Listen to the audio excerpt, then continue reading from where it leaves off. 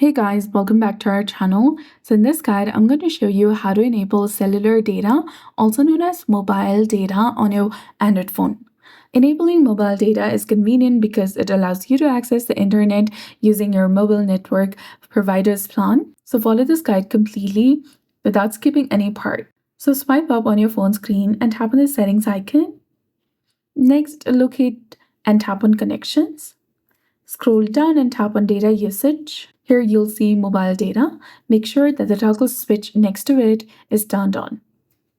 For shortcuts, you can drag the navigation bar from the top of the screen, drag it more to expand it, and there you'll get the option of mobile data. Tap on it to enable or disable it.